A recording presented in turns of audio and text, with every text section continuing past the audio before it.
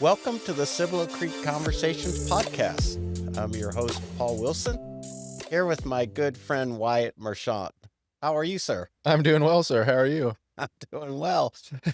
How'd I do? You did good. You called yourself the host, Yes, which I never do. because today I'm the host. Am I normally the host?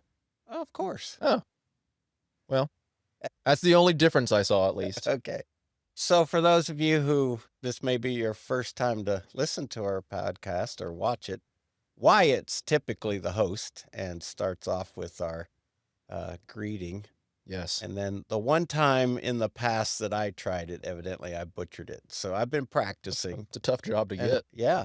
And I think I nailed it. I think you did. It was great. So today we're going to turn the tables a little bit. You're typically the one posing the questions, I'm providing responses. Yeah. But today we're going to let me pose questions and you're going to provide responses. That sounds good. I'm excited. So our listeners may get to know you a little bit better than they do. Yes. How you been? It seems like it's been a while since I've seen you. Yeah, it does feel like that. We've seen each other, but we haven't really It's had passing. much interaction. Yeah, in passing. This is really funny thing. I don't know if I've told you this before. Before I got to know you very well, I used to call anytime anybody would run into you, like just in the office or whatever, awkward Paul encounters. Wow. And so, because it's always like, how you doing? Good. How are you? Okay. See you later. Wow. I didn't know I had that effect on people. I'll tell you what. I don't think it's really for many other people. It might have just been me, but Is that what your experience was with me? It was just sort of awkward in it passing. felt awkward. Yeah. Yeah. But then now we can talk for 3 hours at a time before we're Yeah. fine. That's just maybe we didn't know each other very well. I think that's probably what it was. Plus, how old were you when you started working on our staff? Like the very first time? 18. Yeah, so you were still pretty young. Yeah. You're how old now? 27. 27. So we've known each other for over 10 years. Yep. Because I knew you a little bit before you started on our staff. So Mhm. let's just let's begin with kind of getting a lay of the land. Tell us a little bit about your story.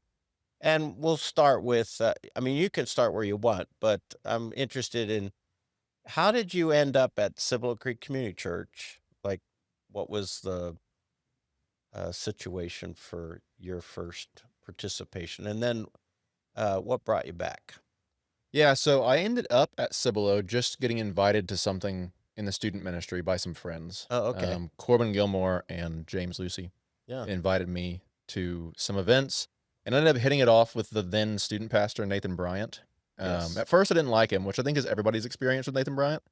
Okay. But that's just because he gives you a hard time. Yeah. And so then I'm like, oh, him and I are very similar, actually. He's a personality. Yeah. He has a very strong presence just when you encounter him from the get-go. Yeah, from the get-go. To whereas like I kind of warm up. I warm up and then I give you a hard time. Where he's like from the start, you know? And so anyways, I ended up having a really good relationship with him. Yeah. And so that's kind of what kept me coming back. So friends and then having a good relationship with the student pastor. Okay, so these were friends you went to high school with. Yeah, actually some of them from elementary school. So Well, that's pretty cool that some Christian friends of yours invited you to come and be a part of something happening at their church. Yep. Because you weren't a Christian at the time, were you? No, I was, well, I don't know. The timeline gets kind of foggy, but I was at least becoming one. Okay.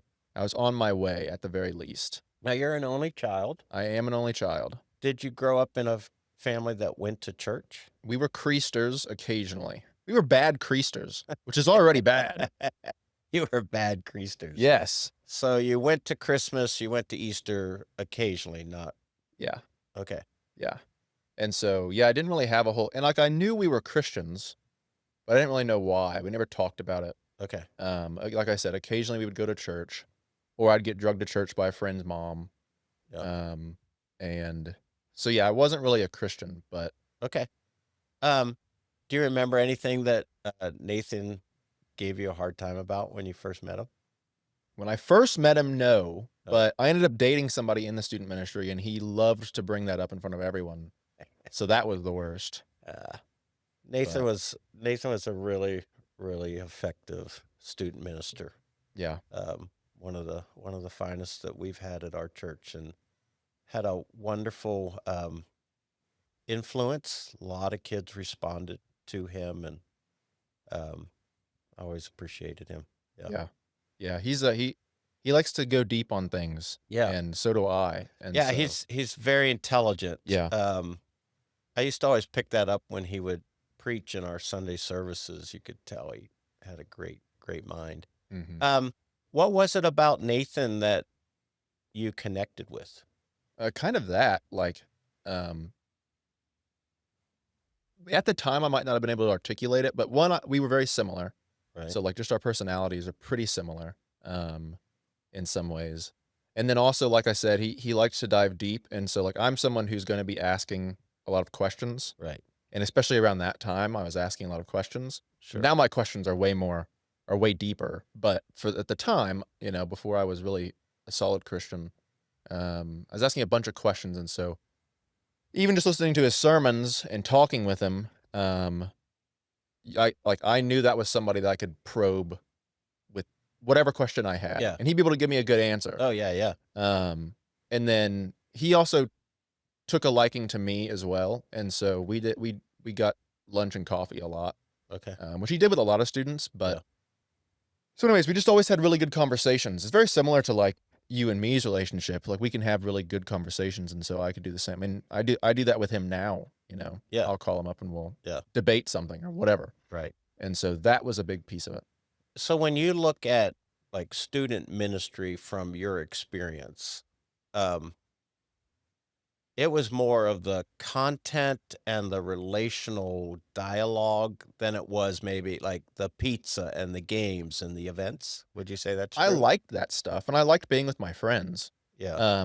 I think even just their presence, minus all the fun stuff, would have been fine. Like Okay. just being there with other guys that I know and trust. Yeah. Um, but don't get me wrong, like I liked the fun stuff, but Sure. it wasn't the most important thing to me. Okay. Yeah.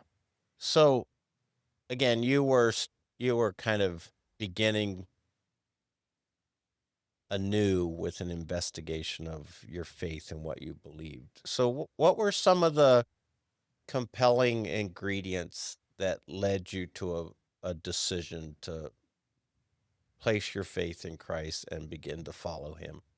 So I guess to kind of answer that question, I first started wrestling with this because again, it was just kind of like an assumed thing that we were Christians, but I'd never made that decision.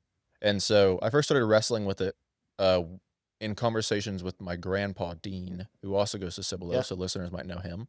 Yeah. He's the short fella that holds the door, and So he's he's great. awesome. But we started conversations about faith, and it was actually funny. The thing that really got me asking questions was some kind of documentary on like what hell will be like. Oh, Um, so so I don't always toss out the window like the fear aspect of Christianity. But right. anyways, that's what started the conversation. So I started asking all the like regular questions like, okay, well what about dinosaurs? Like how does it fit into this story? Like what about this? Who is Right. this? Why is Jesus? Why do you have to die? All so on and so forth. Simultaneous to all this, my grandmother, his wife, she had brain cancer before I was born, and she had surgery. She was fine, and then it ended up coming back when I was, I don't know, I'm taking guesses, but like 10 or 12, Okay. probably 12, and she had surgery. Well, this time, whenever after surgery, she wasn't herself, and so she knew who I was, but like my other cousins who were younger than me, she didn't know who they were. Um, so she wasn't herself. She couldn't really be. It's really funny. My grandpa would go to work and he'd come back and it'd be like either super hot in the house or like 62 degrees because she'd go and turn the thermostat up and not change it. Or she'd turn something on in the oven and Yeah. forget that it was in there. So then, and so he had to unplug everything, so she just wasn't herself. She couldn't, she Yeah. wasn't taking care of herself. Well, then she ended up having a stroke that put her into a nursing home. And so I'm asking all these questions about God and I'm watching this woman who I know loves God go through all of this mess. Mm. And so I'm thinking like, well, what's up with that? Like, Yeah. How do I reconcile? how do I reconcile those two things? Um, and so I'm asking all these questions. I'm also witnessing that. It was kind of a subconscious thing for a while that, like, that was a big question that I had. Right. But then after I'd kind of come to answers that at least made sense enough to me with all the other stuff, the last one I had was like, okay, well, why does God allow this kind of suffering for those who love him? And or who at least haven't done anything to necessarily deserve it in Yeah. comparison to others. Um, and it was at her funeral that the pastor, who's also my cousin, he's a pastor, but the guy who was doing who's running the funeral, I don't know what you call that. Officiating. You're officiating the funeral. Um, he brought up the passage in John where Jesus and the disciples walk past a blind man, and the disciples ask, "Who sinned, this man or his parents, that he would be this way?" Yeah. And Jesus said, "Neither this man nor his parents sinned, but like essentially he's like this so the glory of God might be seen through him." Right. And so there I am, like, okay, well, why is this evil being allowed? But then at the same time, like that, what that told me was that God isn't necessarily making this bad stuff happen to my grandmother or to that blind man. However, he can bring beauty out of the ashes of a really bad scenario. Okay. And so that was like the thing that answered that question to me. All right. Um, at least well enough. I mean, that's the biggest question I think that exists is the problem of pain, Okay. but that is what answered it enough for me. And so it was that night that I gave my life to Christ. So you remember like a specific moment where you like things Clicked, yeah. came together, made sense, and was it a prayer? Was it just sort of a conscious Yeah, dawning? it was funny because I had, like, tried praying the prayer before that, and I Yeah. was like, "Well, this fell flat." I didn't hit the way I thought it was going to. But then that time, not that, like, any kind of, a bright light didn't show, but, like, there was an assurance that I had. Okay. Oh, that's good. Yeah, Okay. yeah. That's a little bit of your story. Yes, and then on top of that, so then I got saved, I got Oh baptized, yeah, that's right. This is a great part of the story. Nathan baptized me, and the day that I got baptized at the church, and all my family came. Well, my family wasn't going to church, as I mentioned before. Right. Well, since that day, they haven't stopped coming, so my parents and Dean, Right. and Dean needed to find a new church. He was going to church, but he needed to find a new church because he was here in Bernie now. He'd lived in San Antonio. So since that day, they've always come to church since that day. Right. And then on top of that, like, I don't know, what is it, 2 years now? 2 years ago, I got to baptize my mom alongside you, Yep. Yep. which was awesome. Some awesome stories have come out of the whole journey of your own decision to follow Christ, and your parents have become such a blessing to our church family. Both of them serve in a number of different capacities, and they've just become dear friends. And Yeah. Dean's like one of my biggest encouragements. He always has wonderful things to say and share about things he's learning. Even at his age, he's discovering about his faith, which is really cool. Yep. Yeah. So you've got to baptize your mom, and then you've preached a couple of times at Cibolo Creek. Yeah, What's it 3 been? times, I think. 3 times. Yep. I didn't burn the place down as you were worried I might. Oh, I wasn't. But it's been awesome to kind of watch your journey unfold. Yeah. And I'm really, really grateful for our friendship and time we get to hang out together at lunch. And then we've been working on this podcast for what, 3 years? Long Yeah, I think about 3. 3 years. So let's talk about that for a few minutes. So this podcast was really your brainchild. I mean, it Yeah. was your idea.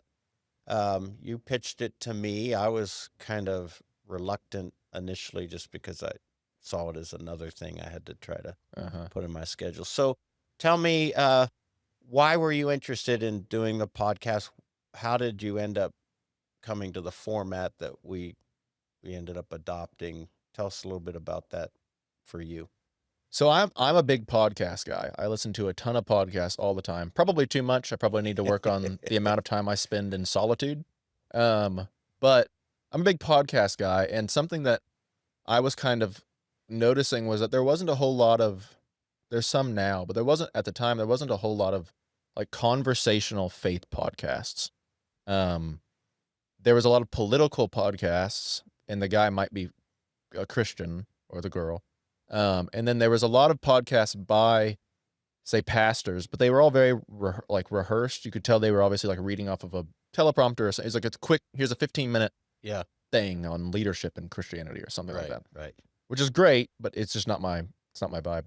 Um, and people like listening to conversations about whether it be faith, what faith in life or theology or culture.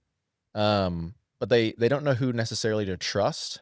Okay. And if you aren't the kind of person who either two things has the time to dig into stuff to vet the person and what they're saying, Mm. or two just doesn't like that's not your thing, you're not really interested in that.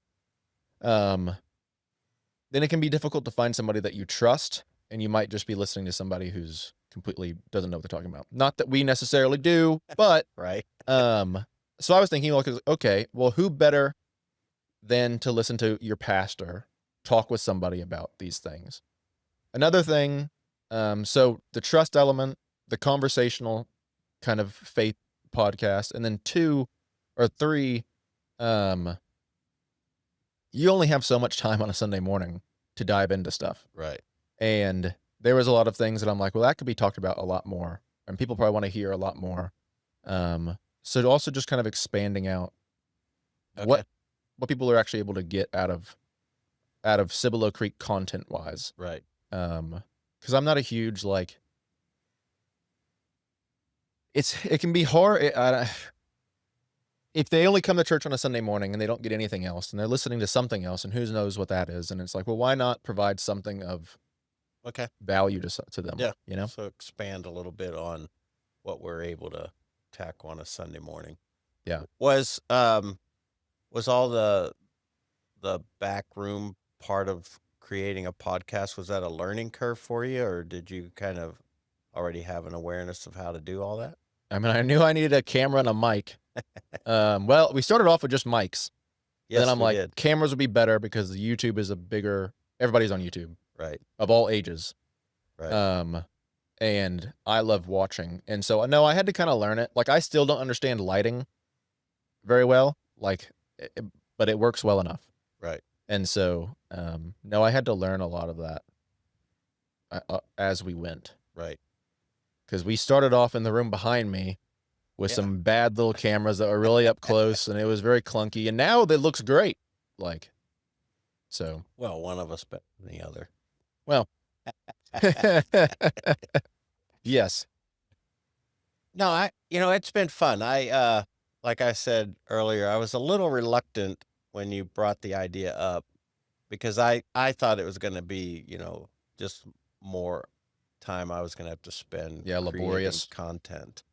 And I'm already kind of, my schedule's pretty maxed out, so I wasn't excited about that. So then we eventually settled on the idea of, "Well, let's just have a conversation." And it's not like I have to come in with, a manuscript and 4 points to make. And we could really just discover a topic as we worked our way through it, which, has been kind of fun because most of the time it's either the night before or sometimes the very day I'll get a text from you and saying, "Hey, let's talk about this topic today." Yeah. And sometimes it's kind of within my, spectrum of things I'm fairly well versed in. Other times I'm like, "Oh my word, I have to talk about that in 3 hours." And so I have to start, kind of cramming, trying to get at least a place to start. So it's been fun, but yeah, I've really appreciated the conversations. Yeah. Not only because of the subject matter. I think the thing that I've found to be the biggest blessing is you and I being able to, not that this is our purpose, but to model what it's like to have a conversation. Yeah.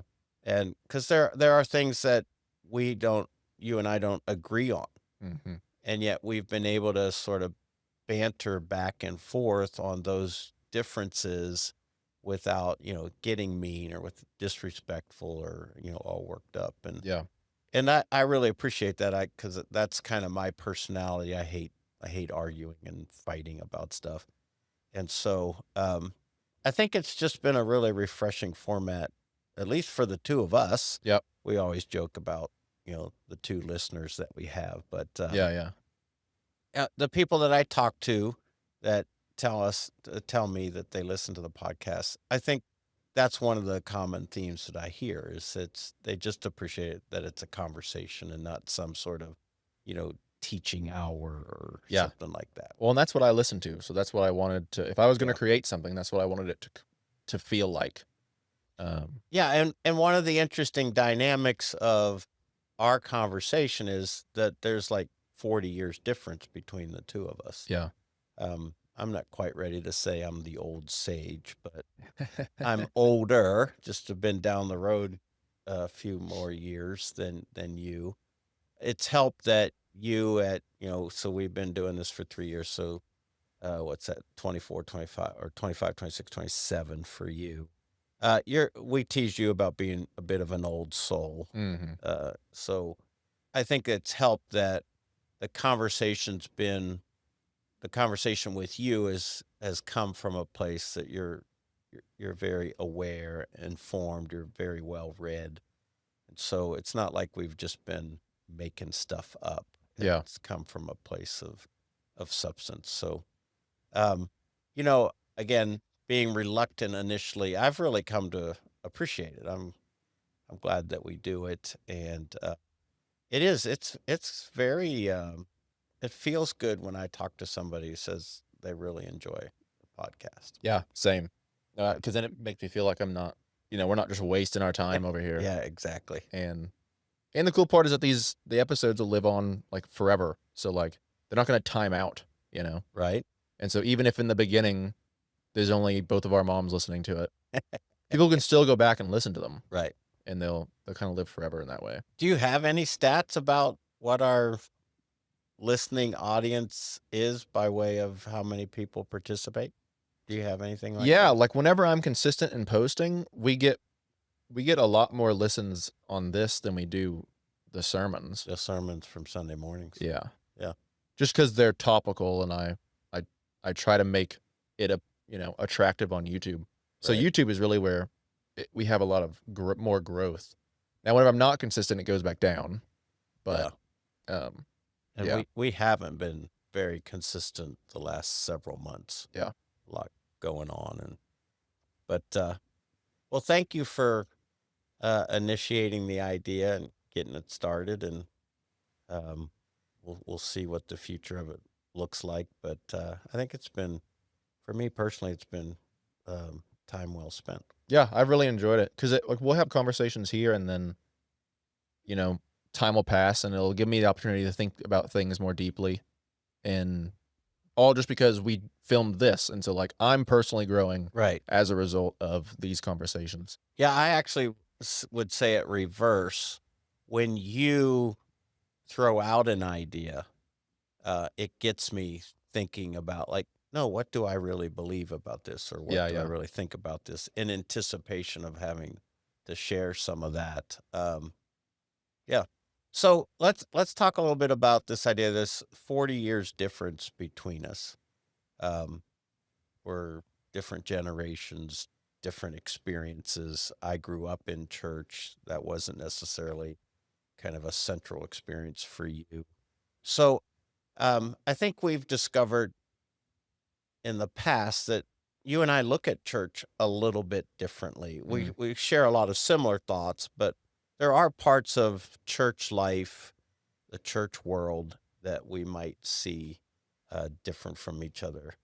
Um, Tell me, in your words, for you as a 27-year-old young man, what is the church, and how do you look at it? Yeah, so I mean, you always have to add this disclaimer, or else Christians will be like, they'll get on you. But the church is us, like it's Christians. But like I'm a proponent of the corporate gathering of the saints, of Christians, to come together, learn about the scripture, and worship with one another. So it builds a community. It's a regular thing that we do. Um, and so I guess that broadly is kind of what I see as the church. And then the church has different purposes. Worshiping, some main ones are worshiping the Lord and then also making disciples. Okay. And so, and then developing, because that's a whole process. So it's not just, hey, let's just get them in, but it's also the development once they're actually in. Right. So broadly, that's what I see as the church. I think most people would agree with. Okay. And what was the second part of that? Um, well, there wasn't a second part. I just asked you kind of from your experience, what is your understanding of the church? But let me ask you. Um, so one of the tensions, one of the flashpoints of how people experience the church from different age groups Yeah. tends to center a lot around the Sunday morning experience. Uh-huh. What is it about a Sunday morning church service that appeals to you or doesn't appeal to you? Um, most, I guess I might get heat for this, but most churches I think are overly feminized. That is not me saying that there's too many women in the building. That's me saying that the general tenor of a Sunday morning is very emotional driven, and um, feelings based and kind of more relational. And so, as a young man who, like we talked about previously, like I like to dig deep into things and to build up what, like, my doctrinal, I guess, ability.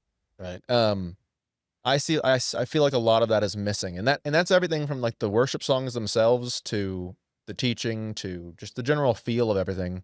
Um, Even it being kind of a performance, that isn't the feminization side of things, but if it feels too much like a performance, say like worship or something like that, or even to like what the senior pastor wears, which is a funny thing, but like a lot of the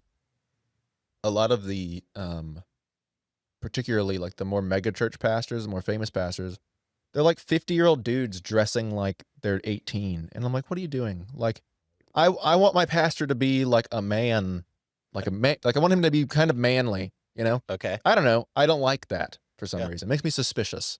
And so, but like that, or they have earrings or something. And I'm like, okay, well, there's no better definition of feminization than having earrings, buddy. So I guess in a, that's a lot, but the feminization side is really big. The lack of doctrinal depth, I think, is really big in a lot of churches. And then also, I was thinking about this earlier. It's kind of too individualistic. Okay. Um, What do you mean by that? the church for a long time kind of followed creeds and like, hey, we all agree on this. And now it's kind of like, well, you believe that and I believe this, and that's fine. And that goes along with our culture. Is that like, well, we all have our own beliefs. It's like, no, no, no. Like, if we believe the Bible is God's word and that it's inerrant, then there is a answer. So we should strive to that answer. Like, we can't both be right, you know? Right. And so I guess like, and that probably goes back to the lack of doctrinal depth, is that that's just kind of an accepted thing, um, that people can have all kinds of different beliefs about God and their Right. faith. Right. It's interesting. I was just having a conversation with some friends of mine. I got this text group that I'm in. There's five of us. We all went to college together. One of them I actually went to high school together with. But we were just talking about the fact that men have a hard time connecting to church, Yeah. and it's not necessarily because men are men. It's because the church can be a place far more relatable to and comfortable for women. Yeah. There's just the church, if it's not careful, can create this very feminine, safe experience, or this feminine, appealing experience from, again, style of music to the way that things are, even decor can become a part of what makes the church appealing to women. Whereas men don't necessarily connect with those things in those ways. Yeah. Same with how men relate to one another. Women are just far more comfortable kind of connecting quickly with somebody else. Men tend to be somewhat more reserved and careful about how much they disclose or how quickly they, you know, relate to somebody. So I was I was talking in this group about the fact that it's not always because the men are bad or the men are, disinterested. It's because their common experience with churches, they don't connect with it.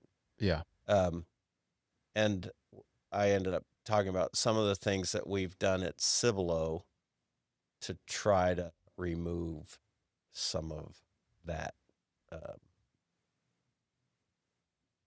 lack of appeal for a man to, participate. And I I feel pretty good about the fact that Cibolo Creek has a really active group of men who participate throughout the life of our church and tend to find Cibolo Creek a place that's a bit more relatable to them as men. Yeah. Yeah. So, I would say too, like, another thing that is like if the senior or if the pastor, whoever's teaching, is like unwilling to say the hard things, like men pick up on that. yes. And so a lack of courage in the church Okay. amongst cultural pressure um has pushed men away. And then also, like, yeah, it's not just because men are bad, but society's telling men that they're bad, Oh, yeah. The you know? message to men is not positive. Correct. And then they go to church and it's overly feminized, or that's, yeah, it's overly feminized, and so they're like, okay, well, this isn't the place to retreat to, which is like why studies have come out that like young men are gravitating towards Catholicism and Orthodoxy. Why do you think that is? It's more serious. Okay. It takes itself more seriously. Not that it isn't without its flaws or any of that, but Right. it at least takes itself more seriously. Hmm. And it there's kind of a instead of a relational bent in the services, there's more of a sacredness and holiness Oh, okay. feel to it. Yeah. So it feels like there's something more going on here Hmm. than, getting That's teary-eyed because of a Brandon Lake song. Not that I dislike Brandon Lake, because he has no, some no. bangers, but you It's know what I'm saying. Yeah, I do know what you're saying. I think that's really interesting, that observation that not that it's not relational, it's just not the primary emphasis as much as what you said, sacred or serious. I think that's interesting. Yeah. Um, Talk to me a little bit more about what you perceive as the doctrinal challenges for the church. I think, like really diving into scripture, and then, it just sucks that like a lot of Christians have to look elsewhere to like figure out what exactly they believe and why they believe it. So I guess almost like an apologetics bent, but like really just explaining what they believe. And I know like you've tried to tackle that issue whenever we went through like here's some like the basics of the faith a couple Yep. years ago. Right. Um, and so that, and then like I think even just like good Bible studies that really dig into that, because I know that you can't do everything on a Sunday morning. But a lot of churches are missing good Bible studies, whereas like life groups are just different. And so you can dig in on life groups, and hopefully you do if you have a really good life group. But it's just going to be different, particularly for men. And so I think, so probably missing some of that, really kind of diving in. But then, then you have to have men who are leading those life groups who are also that are really strong and they know what they're doing. It can't just Right. be, let's read around and talk about stuff. Yeah. But really guiding it through. And so, yeah, there's just a lot of this has become an issue because the world has made us have to answer questions that we didn't think we had to answer. So like, okay, well, why are men and women different? Okay, well, I didn't think I had to answer that question, but now I do. Right. And thought it was just kind of a given. And so then I think a lot of Christians for the past, 10 years have felt on their back foot on basic questions. Mm. And the church, I think, did a poor job of equipping to begin with, and then Right. also responding afterward. Um, and so, and also we're coming off of the heels of the new atheist movement in the early 2000s, post 9/11, and now that's kind of dead. So people are coming back to faith. Okay. Young people want to know, like, they're like, okay, this doesn't work. This sucks. No God, doing it ourselves. I can do whatever I want as long as I'm happy. Well, they're all miserable. Right. So that didn't work. Okay, so Right. what is it and why? And so answering those questions um, are are really important. And like, so if you go into a church and I don't know, if they're just talking about the same, I guess, peripheral thing of being nice or kind or whatever, Hmm. like nobody wants. Okay, why don't I have to come to a church to hear this? You Okay. know? So something a bit more challenging, a bit more. I don't want to say confrontive as in confrontational, but just a more honest look at things in real life Yeah. is probably more of what folks are looking for nowadays. And in scripture, like me and my wife watched The Chosen, right? Right. And there's pieces of it that I'm like, I remember that, but I don't really know what. And granted, The Chosen takes a lot of like artistic leeway with Right. with what they're doing, but like I know that in scripture, but I don't know it that well. And so, or my wife would be like, I don't remember that at all, or whatever. And so, people just don't know the scriptures very well. Yeah. It's not the bedrock. It doesn't feel like the bedrock. It's like an add-on to the larger topic that we're trying to tackle. Um, you were mentioning about life groups or small groups, um, not necessarily being the kind of place where theological depth is necessarily achieved. Again, depends on the people. Depends on the people, depends on, but my, I mean, I've been in the church world for a lot of years. I've been around the small group movement for about as long as it's been, really popular. I always find small groups coming up lacking. Yeah. And I think the reason is that people, they just have very different expectations coming into a group. And I think the two big expectations that tend to clash in most small groups is you got some people who are showing up, they just want relationship. And Yeah. I don't mean that in a bad way. They're just like, we're looking for friends who share similar values and we can kind of quote unquote do life together. We can enjoy a friendship and be involved in each other's life. And then you have that other person showing up in the group, not saying that they don't want relationships, but they're looking to, I want to study and I want to dive down into the scriptures. And you got 8 people in a living room and they all have these very divergent expectations. And so this may be somewhat cynical on my part. I've my experience overall with life groups is basically disappointment because people come with different expectations. Now, you've been in a life group, Mm, have you? yeah. Not one that really stuck, but Okay, so what would you say? I don't want to ask this. What would you think could make for a successful life group experience? I think like I was about to bring up what you just brought up. So you need to agree on like, okay, well, what is our aim with this? And so, because I'm a big proponent of Christians finding other Christians and then that being like their small, like that's their clan, for Okay. lack of a better term. Um, and so I would say you need to agree upon like, okay, well, what's the goal of this group? If the goal of this group is to like just do life together. So, you've given a perfect example of this. You can give it better, but essentially you'd be in a life group and you're actually talking about like what is going on in everybody's life upstairs. And then the bell rings and you have Yeah. to go downstairs and the Bible study starts and it's all Right. weird. Yeah. So it's like, we'll agree upon like, okay, well, we're just going to do life together and like, we're not going to work through this workbook. Maybe we'll all pray with one another, and we'll do that, but, like, it's not gonna be the study, um, or do it the other way and make it just a study. But, like, agree upon, like, what Okay. the goal of the group is, and then also for me, like, I always get group pastors because it's part of their job.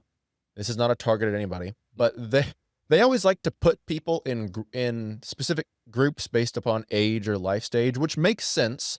If you just got a form from this somebody saying like, Yeah. "Hey, I want to be in a life group," that makes sense.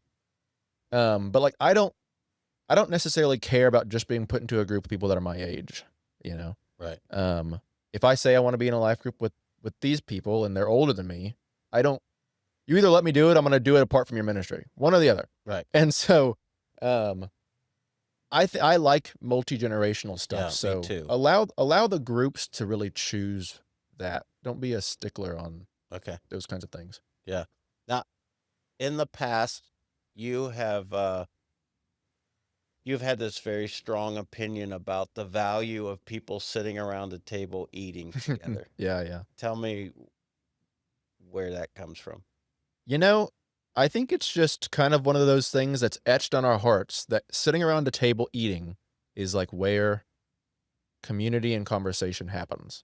There's always a saying like, conversations around the dinner table. Like that's of times, times of old, that's where it happened. And then now people don't do that as much, and that sucks. Yeah. But like I grew up sitting around, that's probably why I'm such an old soul because I was an only child. So I just had to sit around the dinner table with my entire family who are all either my parents or grandparents, and we would talk. And so we would talk politics or culture or whatever, Right. Right. religion. Um, but I think that's where that kind of stuff happens. And it's also just a disarming place. Mm. You're not sitting in a circle and you're not like, you don't feel like you're forced to talk about it. It just Right. happens organically as you share a meal. Yeah. Um, I mean, in the scriptures, they're always eating. Sure. So Would you say that a ideal small group experience for you would be, let's just show up at somebody's house, have a meal together, sit around the table, talk about life, talk about what's going on in each other's world, and leave? That would be sufficient? yeah. And then if we get into some kind of study, great. But like that will need to be a thing that we agree upon like that night. Like, okay, yeah, let's go do we Yeah. want to do that? But I'm not going to interrupt this conversation to do it, Right. you know? Right. Yeah, I if I could create, like, the ideal world, that would be my preference for a life group or small group, Yeah. is find 8 other people. We rotate houses each month or how often we get together, and we just sit around a dinner table and eat. And the thing I hate about it is so often, at least in our American culture, it then ends up becoming a competition about who can set the prettiest table and create the, most elaborate meal, Yes. which is so unfortunate. Hospitality gone wrong. Yeah, exactly. I would rather just show up and everybody bring their favorite, cereal, Yeah, yeah. and we just bowls of, milk, and just it's the sitting around together and not like trying to execute some agenda. Yeah. It's like, what's going on in your life and how you doing, and laughing and talking about things, because when I've had experiences like that with, typically with a small group of guys, um, if you do it regularly enough, eventually the conversations stop being surfacey. Yeah, yeah. And you end up talking about things of substance. Yep. You end up talking about spiritual things because now everybody's comfortable with each other and we can be far more transparent and honest. And in my opinion, I always feel like I'm sort of like the bad guy for this. In my opinion, really authentic conversations around a table where we talk about things that are real. Um, to me, that's deeply spiritual. And in my mind, that's a lot of what I think discipleship is. Yeah. Um, I've never been a big fan of the, let's get a workbook and you read and you answer 18 questions and everybody brings, um, there are 18 answers. And again, I'm not critical of it. I'm just saying it's never worked for me. Yeah. It's always seemed somewhat plastic. And I don't know that I don't typically learn best in that kind of a setting. Yeah. And then, and we've mentioned this before, it's always been hard for me as a pastor to be in those sorts of groups Yeah. because I don't get to be an equal. Yeah. Everyone sort of looks at me to have another sermon for them or Yeah, that's have the unfortunate. answer. So, um, my life group or small group experiences have been uh, somewhat of a challenge just to find a safe place for me to be a person Yeah. rather than a pastor. You gotta find people who think of you like I think of you, because like Yeah, I wouldn't yeah, feel you that wouldn't do way, that to me. but I'm used to talking with you about stuff and Bantering back disagreeing and or whatever. forth. Yeah, And exactly. so, but yeah, another thing, like I would almost like in my future life group or whatever, I might even just try something of like, hey, this is a life group where we're all Christians. Like, okay, well, let's try to make it a point that like we're all spending time in the scriptures throughout the week. So instead of like all coming and just reading through the same thing and then talking about it in a kind of forced manner, why don't we just, as part of the conversation at some point in the night, just go around the table and say like, hey, what have you like learned, or what are you like chewing on right now? Yeah, Or so then everybody has a different thing, right, and then the conversation can just go from there. So it's right. not this like weird expectation. It's just more of like, where have you been? What did you find interesting, or what have Yeah, you read or yeah, found interesting exactly. this week, or whatever. So it's not some weird, you know, Yeah, rehearsed thing. yeah. I couldn't agree more. Okay, so um, let's take it out of the realm of the church and down to the realm of an individual, like an individual follower of Christ. What are some things that you as a young man are observing about negatives or positives about how most Christians go about living their lives as followers of Jesus? I would say that a lot of people compartmentalize it. So they have their faith over here, and they have the other areas of their life. And so that can either look like just going to church on a Sunday, and then throughout the rest of the week, they're different. This is church John, this is regular John. Right.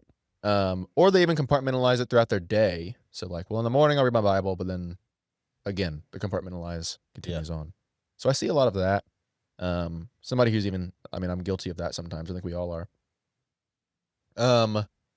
I would say too, like, there's pros and cons to the like emphasis on the relational side. So, like, the pros is that it can cause a lot of people to individually grow deeper in their faith. Um, but the con is you don't, you have this weird relationship with Christ that, I listened to this guy named Nathan Finocchio, and he's like, yeah, Christ is like your lovesick boyfriend. Mm. And that's a weird way to look at God. Yeah. And, yeah, because then it's like how you interact with him, and then how you experience, how you actually live it out, and how you look at sin is all then wrapped up in like this relational weird thing. Okay. So like that bleeds in, Okay. So comes down from the church. let me interrupt it. In your mind, like for Wyatt Marchand, you don't you don't look at God from sort of like he's my boyfriend kind of thing, romantic No, I don't. interest. Yeah. So how is it that you generally view God? What's the predominant picture that you have to describe how you relate to There's kind of two.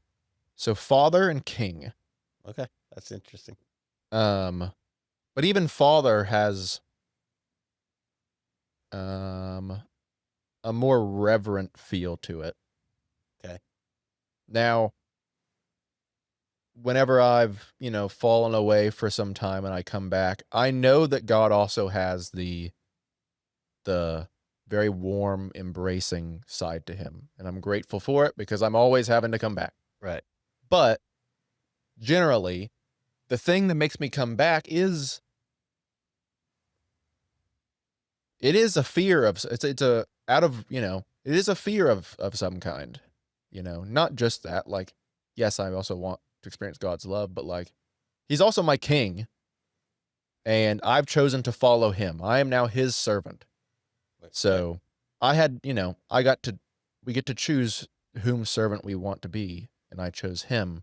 And so, yeah, 'cause, like, where is he right now? Well, he's on a throne in heaven, surrounded by beings worshiping him 24/7, and I'm gonna see him as, like, a pal? I don't know. Kinda weird, but Yeah. now he was a friend whenever he was here, um, well, he's not here anymore, so Oh, so do you think there was a significant change in how we encounter Christ versus when he was here and who he is now? probably not, like, I think people probably interact with him, um, because if you ask somebody else, they would see him more as the friend, but I think that there needs to be, like, a balance on how we see him, and so but, I mean, even the disciples called him Lord. Like, yes, he was still kind, but they still treated him as the rabbi. Right. That's why they were so upset whenever he tried to wash their feet. Right. So they still had a reverence to him, towards him. Yeah. Um, he just acted different than all of the other lords, you know? Okay. Yeah, that's interesting. You said the exact same too that I would say. Yeah. I'd put him in the order of king and father, but um, yeah, I think it's really interesting for a person to decide what is their predominant image of God in their mind, because I think it ends up influencing how they relate to him. Yeah. And But that's part of my problem with how a lot of Protestant churches do it is that if people are only given one option, yeah, they don't decide, they just inherit. oh, that's a great observation. Yeah, And so if they're only presented the pal Jesus, pastors get up there and call him Daddy God. some pastors, not Yeah, not this pastor, I know, but some, right? and I'm like, "What are you doing? What are you doing with your skinny pants and whatever else?" I'm just like, "Come on." Well, now it's the oversized look, but you know what I'm saying? I don't, and so, Yeah, yeah, most people inherit, which is why a lot of young men will go to church like we are talking about, and they're like, yeah. this isn't it." This isn't anybody I would follow. Yeah, Is when it's been dumbed down, feminized, soft. yeah. Yeah. Okay. Good. Any other observations about like contemporary Christ followers and what you're seeing as a 27-year-old man? Um, they're becoming more courageous, I think, Who? Christ followers, How because so? because the kind of like I was talking about, like, um, culture is just changing right now, and so with that, Christians have become a little bit more outspoken, and so and we've got some, at least a couple of, you know moral wins behind our back, and so we feel a little bit better at ourselves, not being completely beat into the ground. Um, but they're becoming a little bit more courageous, and again, I think that that's just a result of just how messed up society's gotten. That they're like, okay, well, we got to speak out now. So the Yeah. church is caught up, 20 years later. But Right. Okay. All right. Two more questions that I have for you. yeah, Um, well, the second one will be something related to a very current event. Um, First question is this. So you and we've covered so many different topics throughout the course of this podcast. Um, Most of them we generally agree upon. We've had maybe one or two where you and I might have very different perspectives. I don't know, very different, but we have different perspectives. One of those is around the whole discussion of complementarianism and egalitarian. Like, who are men and women toward each other or in relationship to each other in God's design. Yeah. And I take more egalitarian perspective. You take something different. I'm interested. Tell me, uh, I'm interviewing you. Tell me where you come from in that perspective. What's some of the foundational or fundamental components about the view that you take and why you've landed there? Yeah, so I'm a complementarian. Probably what you would call a soft complementarian, because then there's hard complementarians, and there's also like patriarchalists or patriarchs. Okay. I wouldn't consider myself one of those, but I'm definitely a soft complementarian. So what that really means is that I believe that men and women are obviously both different, and they have different roles that complement one another Okay. inherently. Now, before people lose their minds, obviously there are going to be a wide range of the spectrum of where a man fits and where a woman fits, but generally there are different roles for the different sexes, and none of this is about. First off, I believe scripture is very clear on these things. Okay. And so that's like I was even like kind of writing down some thoughts in preparation for this. And at the end I was like, wait, but my first reason is that I think scripture is very clear on this. And so from the garden pre and post fall, I think it's very clear to if you want to talk about church leadership, it's very clear in the New Testament, I believe. Um I've heard the other arguments from the egalitarian side, and this isn't me knocking anybody, but like I just think that the depths one has to dig to make sense of it Right. is too deep for me to dig.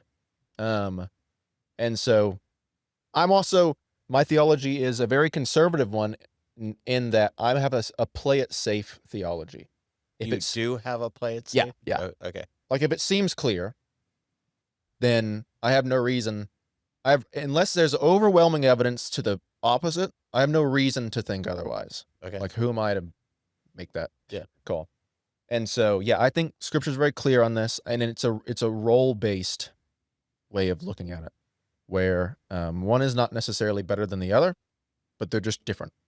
So whenever I talk about this to a lot of people, I'm like, yeah, well, I think for instance, the man or the father, the husband, is the head of the family. Well, why does the wife get a worse position? Like, well, you're the one that made it worse. I didn't say it was worse. It's just different. Or only men can be pastors or elders. Well, I didn't say that a woman's role in the church was worse. You just assumed that.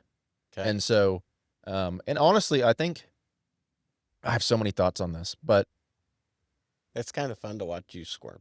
man, I do. Well, I'm trying to make all of it come out in a way that makes sense. But like in Genesis 3, verse 16, I believe, where God is talking about, where he's giving the curses to man, to Adam and to Eve. Part of Eve's curse in the NIV is your desire will be for your husband. And everybody reads that and they're like, well, great. And it's like, well, wait a minute. That's a part of a curse. So it can't mean what that says it means. Right. Well, it's actually your desire is to dominate your husband. So there's going to be something that, and I blame, well, why do we assume that a woman's role that's different is worse? I think it's that part of that curse that is rearing its head in our culture. Does that make sense? No. Well, I guess we can just forget about that. But No. Keep going. Maybe you just need to unpack it a little bit more I can't have that, and I'm upset about it. on the woman's part. Yeah, for instance, yeah. Okay. And so I think that is part of that curse is to be over, say, Okay. the So man. I'll just check, make sure I'm tracking with you. Mm-hmm. You think Genesis is indicating that because of the fall of sin Mm-hmm. and the curse that it brings upon human society, God's design, that part of that complication, part of that curse would be that a woman's going to crave a certain superiority or equality with men that she won't be able to achieve. Yeah, yeah. Okay. or that she will be able to achieve. It didn't say that you won't necessarily be able to, but just that is outside of God's order. So it's not going to provide what the fulfillment or meaning or satisfaction that she may desire it to have. Correct. Okay. Though, and though the world will tell her it will. So, for instance, as Right. an example of this, I blame this egalitarianism. I think has caused a lot of issues. And feminism is kind of the place where it started. But like, culture told women that they can do all of these things and have all this stuff. Okay, well they have it. Okay, so how are women happier now? Do you think women are happier now? No. No, they're miserable.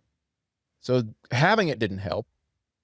And I'm not, correlation doesn't necessarily mean causation, but it seems like the closer and closer that we get to a truly egalitarian society, the more unhappy both the sexes are. Hmm.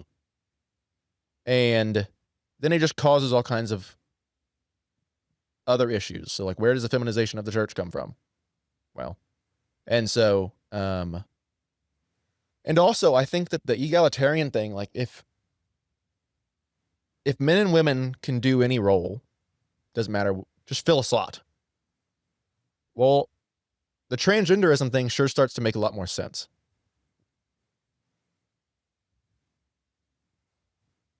Yeah, I think that's a reach.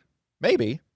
And it might seem like a mundane. Here's the thing, like, my drawing the line at complementarianism can seem kind of mundane. Like, well, why draw the line at, like, why can't women be pastors or whatever? It's like, well, one, it's not my rule, but or at least I'm not the one creating it. But it might seem mundane, but I think that that's kind of where it comes. Like, I think, for instance, I think that we would be way better off if men were empowered to be godly leaders of their family rather than not speaking to them in that way. And so I think that we get a lot further if we speak to men and women according to the roles that they play in a family and society, so on and so forth. Okay. Well, I'm just asking about your perspective on that. I'm not necessarily sure that your portrayal of egalitarian in what you just said would be my understanding of egalitarian. Yeah, I wasn't responding to necessarily Yeah. your understanding. I don't necessarily think I believe in different roles, different responsibilities. Um,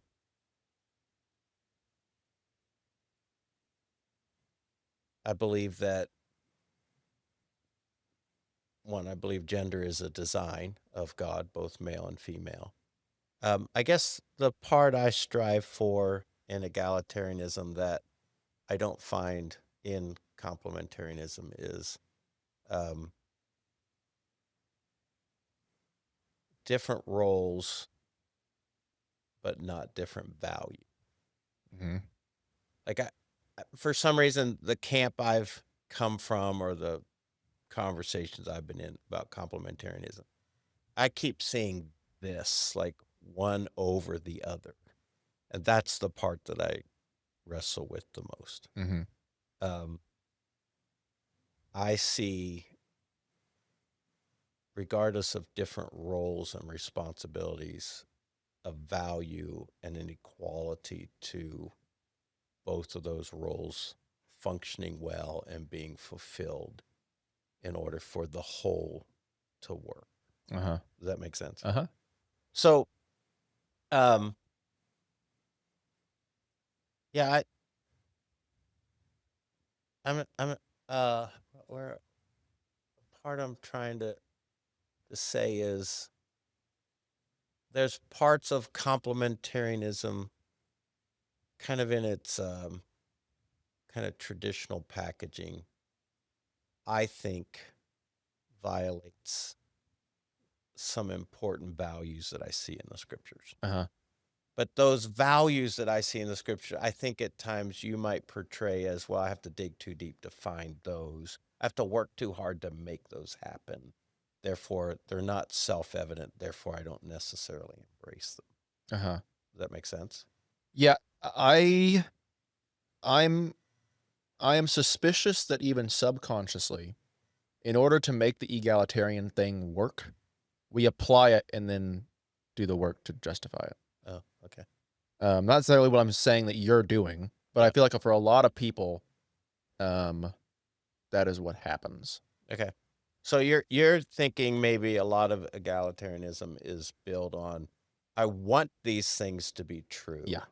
because it's easier or maybe more popular, less controversial. Therefore, I'll believe it to be true and then I'll make up the argument to get there. To me, it's no different than a lot of the arguments that we're hearing now that have been heard before, but that are more popular now about justifying homosexuality. Not that they're the same thing, but well, the verses that are talking about homosexuality, that was just of the time. Or Right. two, well, it wasn't man with man, it was man with little boy. So it was just talking about like pedophilia. Right. It's like, okay, well, I actually think I might have to bleep that word. But Why? Because it'll get censored yeah, for it? yeah, it'll get taken off YouTube. But I see that occurring. So like, okay, well, you have these people who want homosexuality to not be an issue anymore, and Right. it's like, you know, it would be a lot easier for me if it wasn't. So But then they back into the argument. yeah, they go looking for something. Okay.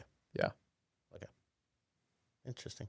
yeah. Well, also, and like you even said, like the equal value thing. Like, for instance, I think I'm the head of my household, but I think my wife has equal value. She just have a different role, Yeah. and my wife agrees. Yeah. Um, but yeah, it's just a different role. Equal value, just different role. Okay. So if you're the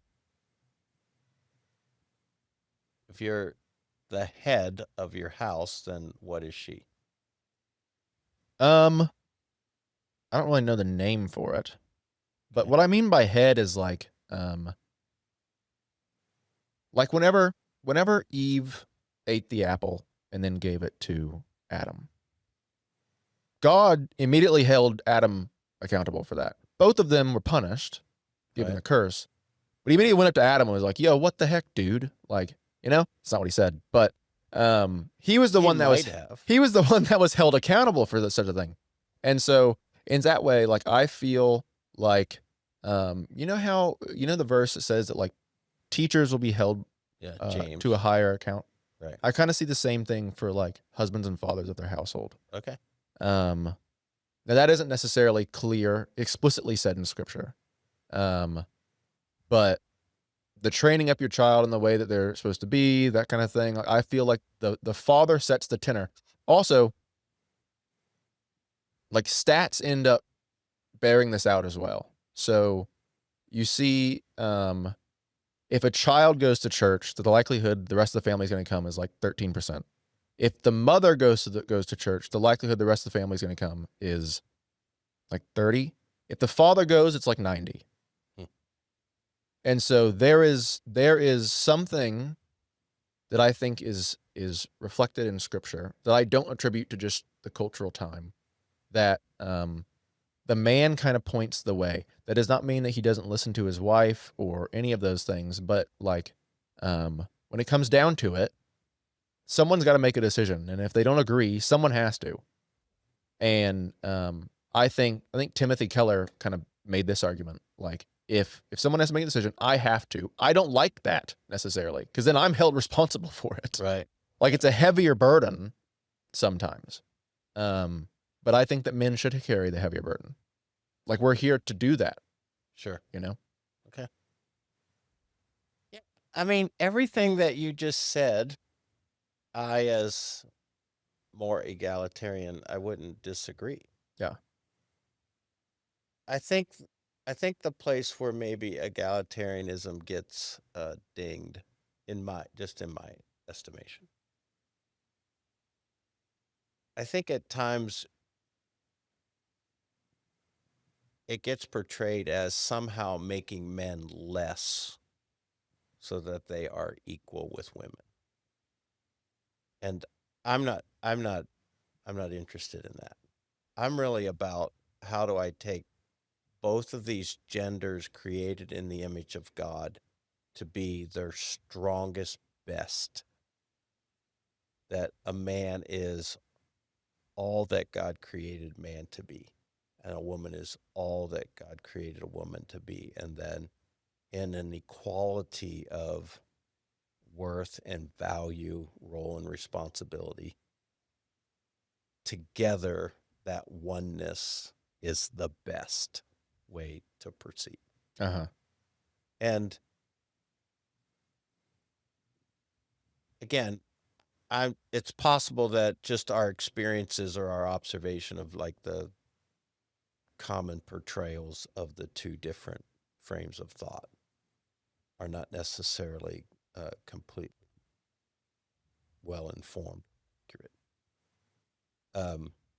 Because I'm working from kind of that negative stereotype that complementarianism is creating this I'm over you kind of thing. I'm better than you. I'm stronger. And I don't mean stronger physically, like I just carry more weight and power than you do. And that's the part that I think may be incorrect, an incorrect understanding of complementarianism. Complementarianism. I think, again, in egalitarianism, maybe one of the poor perceptions of it, at least in my perspective, is that I'm somehow dumbing down the man, giving him less weight, less responsibility, and that's not where I'm coming. I don't think that's where you're coming from. I think that I haven't thought about this too deeply, but why not just say it? You know, like I think Adam and Eve, like that's kind of almost like a test case for just like human behavior, like between men and women. So like the first thing Adam does when called out is he abdicates responsibility for it. So I think I think men have a proclivity to abdicate responsibility, if not explicitly like, Oh, you're the thing, do this. sure. Like, and so, and then also like part of the curse, like I was talking about earlier, is that, okay, well, God said that women are going to try to subdue, dominate, be over men. Now, that alone is worrisome. And then you add on top of that men's likelihood or Sure. proclivity to abdicate responsibility, And you got a mess. then you got a mess. So I almost think that like egalitarianism in and of its like egalitarianism equal, they aren't necessarily, they could do whatever they want. You can kind of switch them out. Not necessarily that's what you were saying, but Yeah, like you're going to have issues. without a doubt. And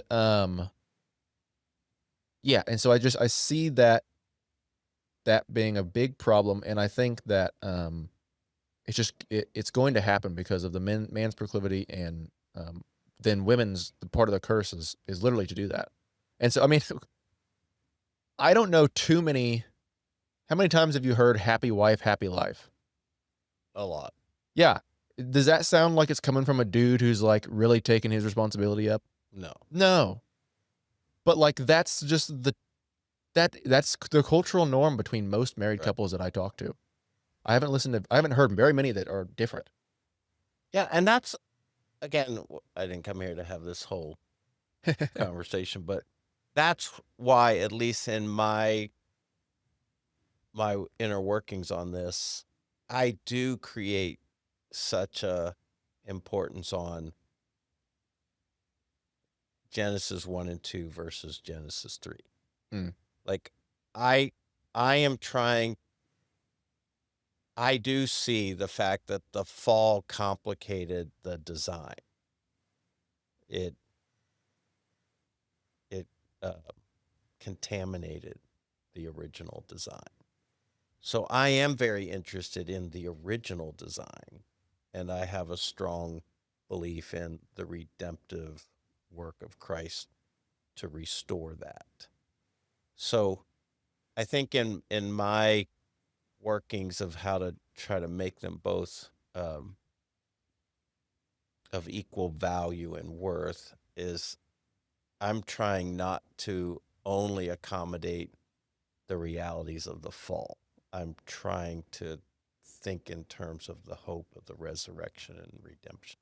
So, Yeah. um, because if I look at Genesis 1 and 2, I see an enormous equality Yeah.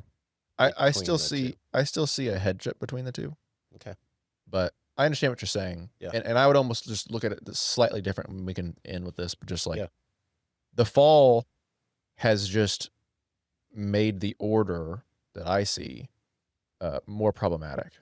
Yeah. So before there wasn't an issue, and then the fall is what made the order Sure. an issue. And Yeah. that's the nature of sin. Okay, let's switch to one last question. You and I are both pretty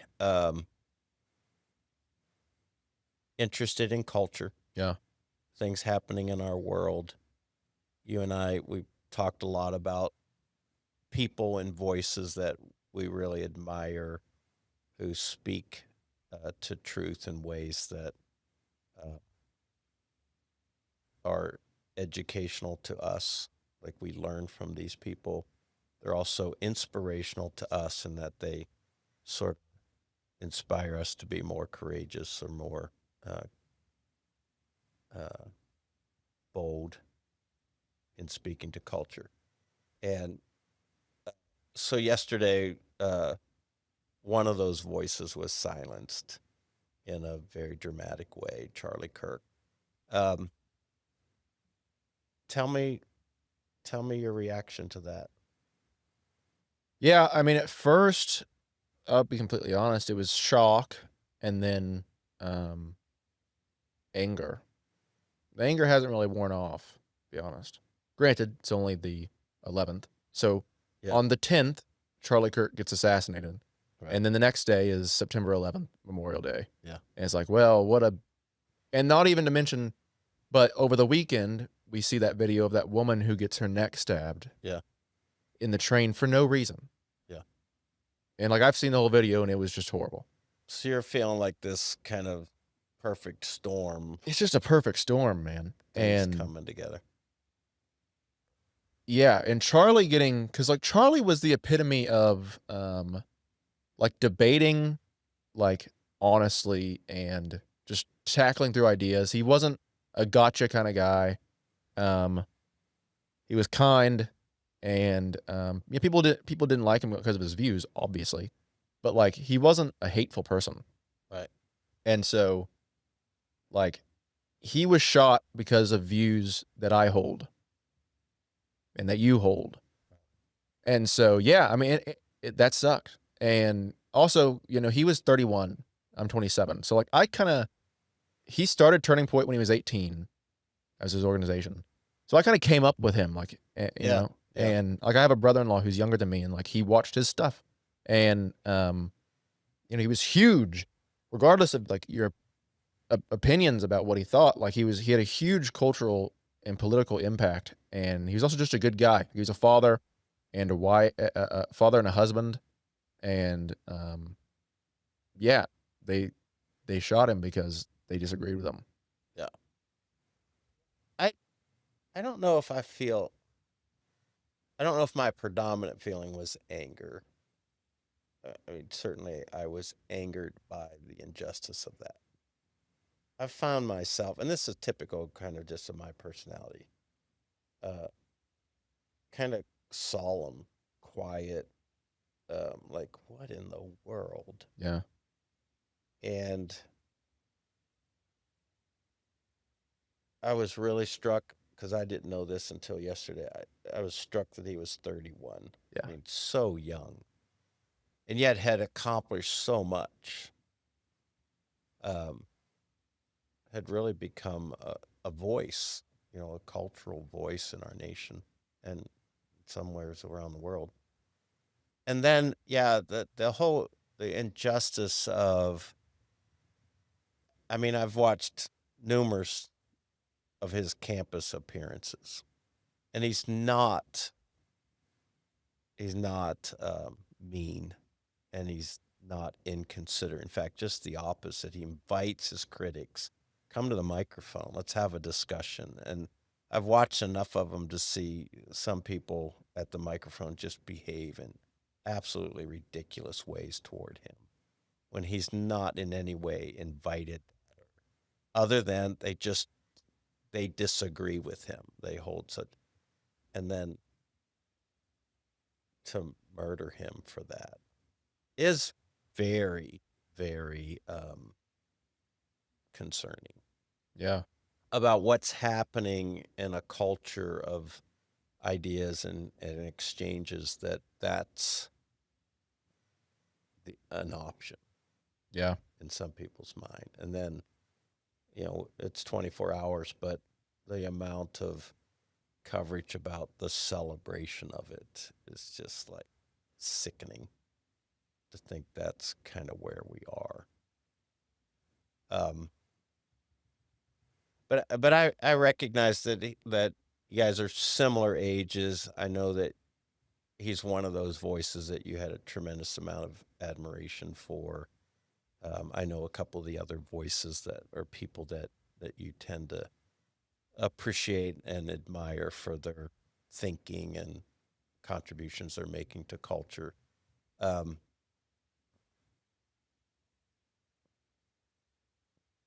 Tell me, what do you do with that anger?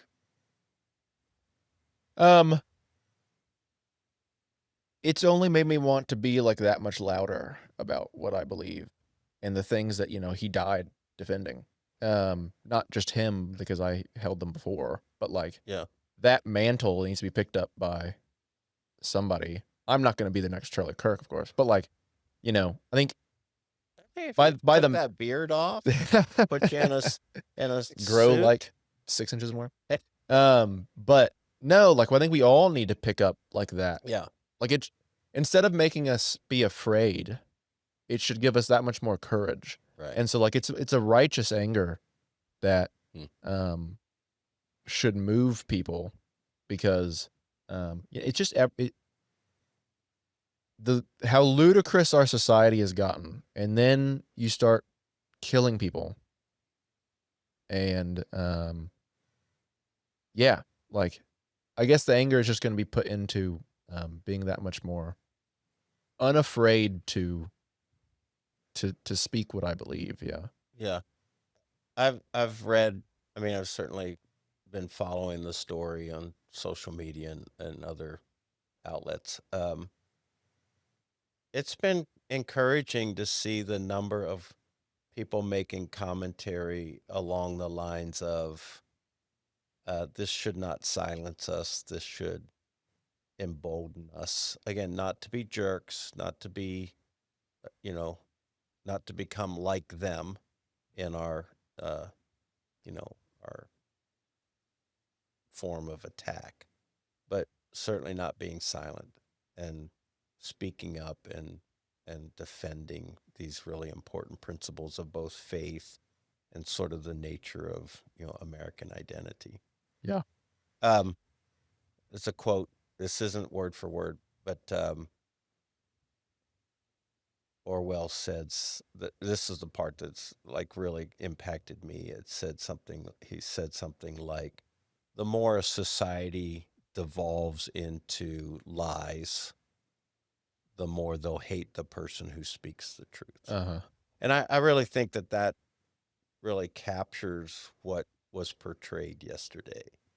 Is Charlie Kirk was a truth teller, and he wasn't mean about it, and he wasn't inconsiderate, um, aggressive about it. He literally was wanting to just talk to people.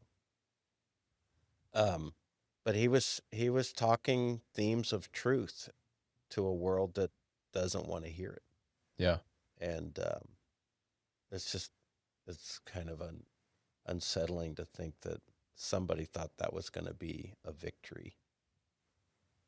I hope that it's woken people up. I think that because Christianity has kind of been the prevailing idea in America for a long time, but now it's not that way anymore. Yeah, And I hope that people realize that, like, Jesus said, well, if the world hated me, they're going to hate you too. Like, the world hates us.